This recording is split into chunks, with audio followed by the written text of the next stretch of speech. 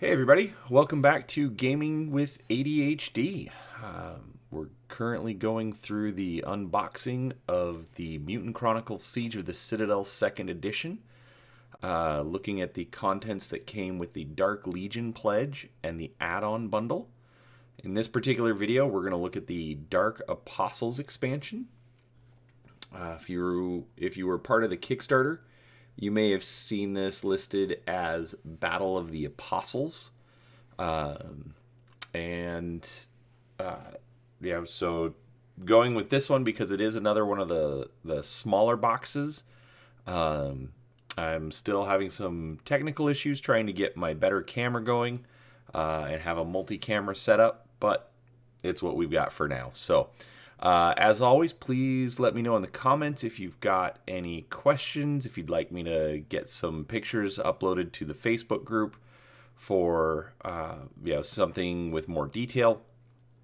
But without any further ado, let's get into it and let's take a look at what we get inside the Dark Apostles expansion.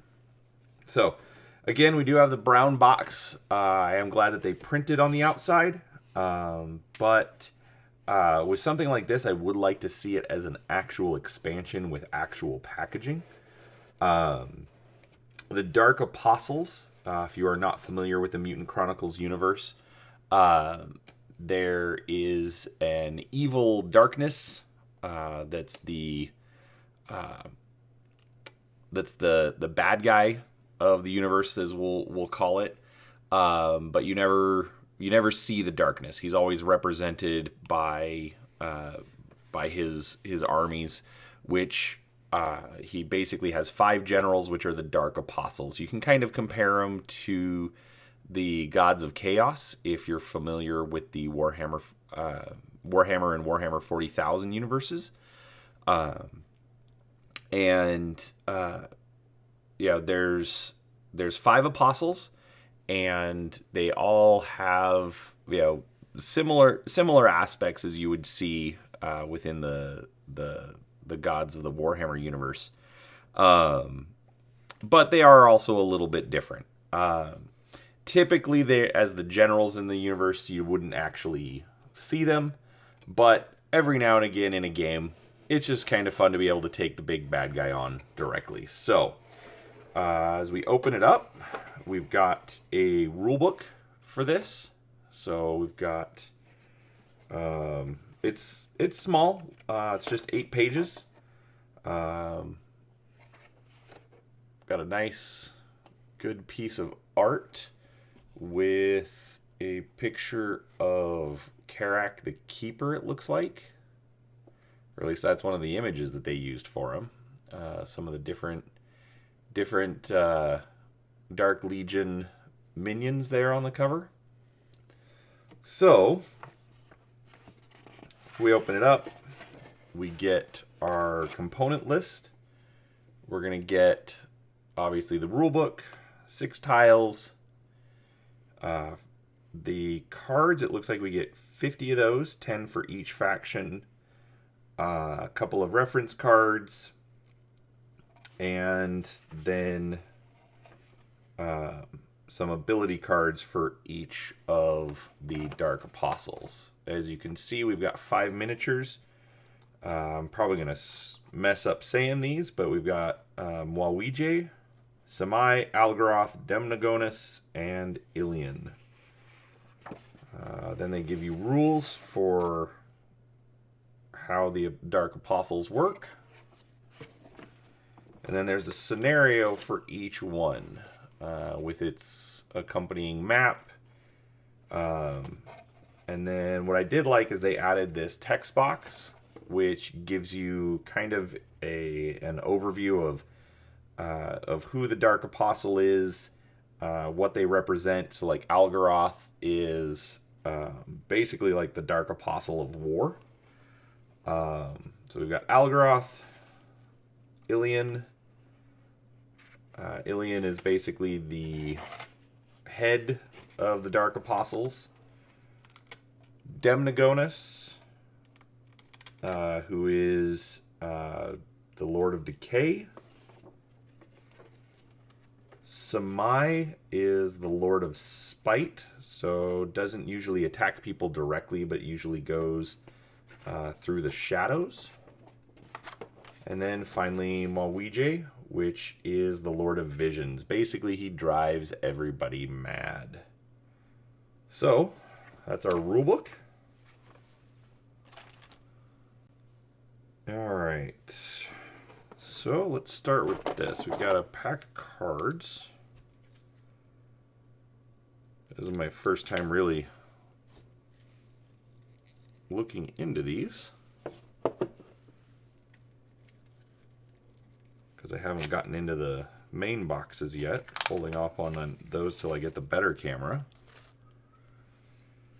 Alright, so it looks like the backs have pictures of the different Dark Apostles. So we've got Seige here.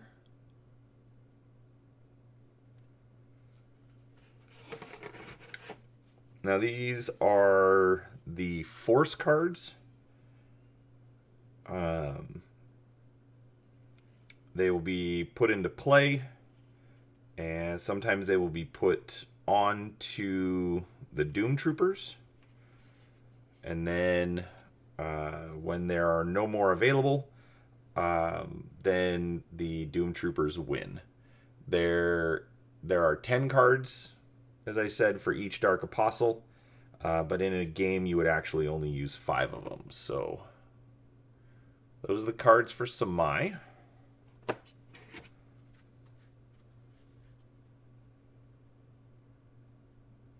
Seige. I know I'm messing up saying that name, but it's... Wow, this is even spelled different. It uses a V instead of a W, so don't ask me. But Seige?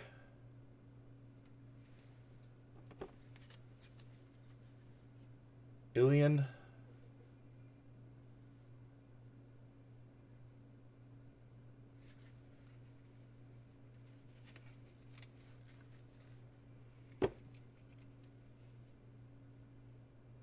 Demonogonus. This all looks like new art. It has a very different style to what I'm used to for Mutant Chronicles.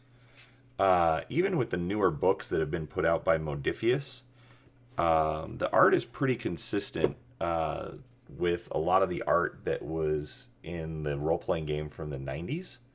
So it's good to see that they're doing some new art there. And Algaroth. Clearly, with that many guns, he is a representation of war of some kind. So that's pretty obvious. Then we've got those reference cards. So I'll be honest, I still have a lot to learn. Need to get the rulebook out. I have been reading it over a little bit, but haven't pulled all the parts out to try and put it all together, so I do apologize for that.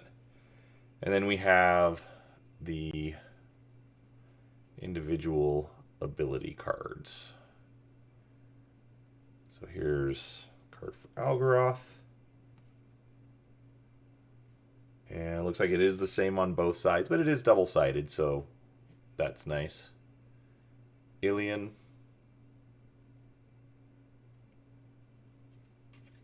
Seige.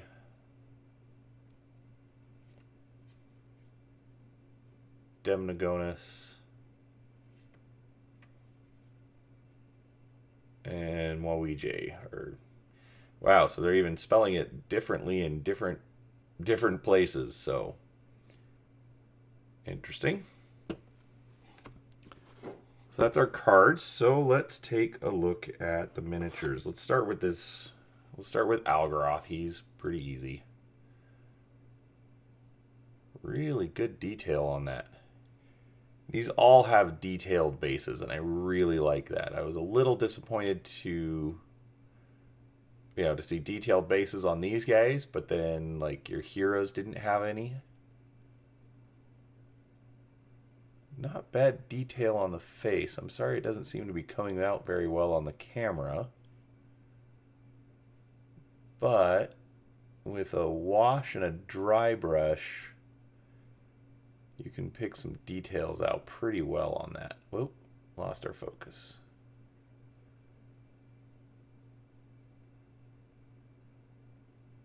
Anyways, plenty of bullets.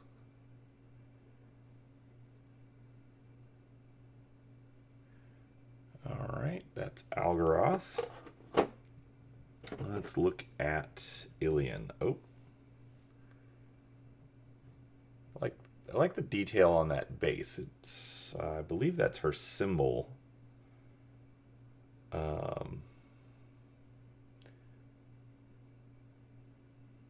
have to say I'm not the biggest fan of this sculpt. It's not bad, but I don't like how she's looking up to the sky. It kind of, kind of breaks the immersion in the interaction that she'd be having with the player character models in the game. So, but otherwise, not a bad model. Good detail. The symbol of Ilian there on her waist. Pretty big gap in the waist as well, but I think paint will cover that up pretty well, so I'm not worried about that. So that's Ilian. Let's see. Let's go to this guy. This looks like Demnogonus. Big, gross. Kind of reminds me of Swamp Thing, if you're familiar with the comic book character. But yeah, again, I really like the base on this. Look at that hand.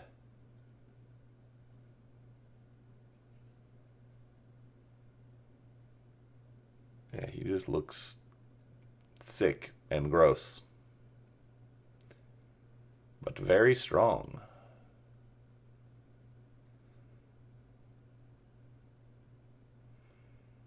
So eventually I'll put up some videos where I'll put some paint on these. Don't expect anything great. I'll warn you of that right now. But these actually look like they'll take a nice simple paint job that'll just help them stand out very well. We got Seige here. Interesting meat cleaver, but I do like, if it can focus, it's got a little bit of writing on the blade. So that's a nice little touch. I like when miniatures designers put things in that it's a small detail, but it still comes out well in the miniature, and just adds a little bit to it, without having to try and freehand some of that stuff. Like I said, I am not a good painter, but with something like that, you can hit it with a wash and have it come out and look very nice. And the guy with the unpronounceable name, Moavige, or however you say it. Interesting idea. Not a lot of detail on the base, but I'm not so worried about that, since basically it's covered up, by his cloak.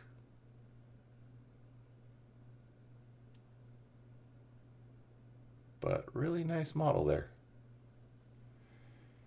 All right, so that's the miniatures and the cards. Get this out of the way, and we've got our tiles. So let me get the box out of here.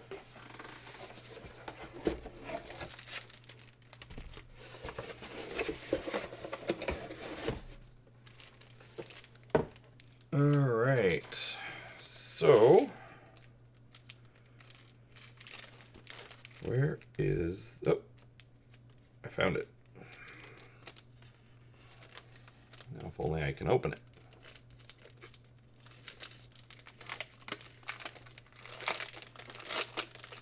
Alright, so Rulebook said we had 6 double-sided tiles, which there's 6. Okay, so no tokens out of this one. We've got tile 33. Oh, 33 and 35. Unfortunately, my setup is not going to let me put them side by side, but they are designed to make one giant room. Let's look on the back. So we've got 34 and 36, which also make a double-sided map board. These look like stairs going up into the Citadel. That's cool. Again, really good detail on these. Sorry for the light reflection on that. Looks like we got a throne.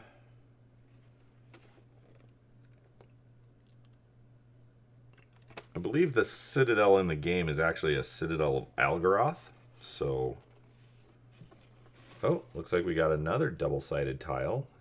This one's for Ilion.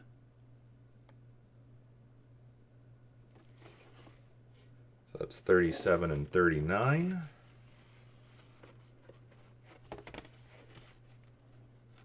Then we've got 39 and 40. And I believe these are the misprinted tiles. There was a problem in the production, as you can see right there along the middle of the board. Those walls get duplicated. So I think in one of the packages I'm going to have some replacement tiles, but I will have to find that later. So that's 37, 38, 39, and 40. And then we've got, all right, another set of double-sided tiles. And if you look in the middle, you can see that printing error. So nice to have the replacement tiles. I'll have to find those, and we'll obviously get those in one of the other videos. But looks usable to me as well, you know, regardless. We've got 42 and 44. So all the eyeballs on the walls that you can see here, you know, all over the place. Yeah, this must be the map for Muaije. The faces coming out of the display screens, or whatever that is on the walls. But really nice. I really like the boards on these. They're a decent thickness, very sturdy. The print quality is really good, done really well. I was not an English major in college, so. But yeah, I think they've put plenty of little details in without over complicating the boards and making them, you know, hard to look at. So overall, pretty happy with that. All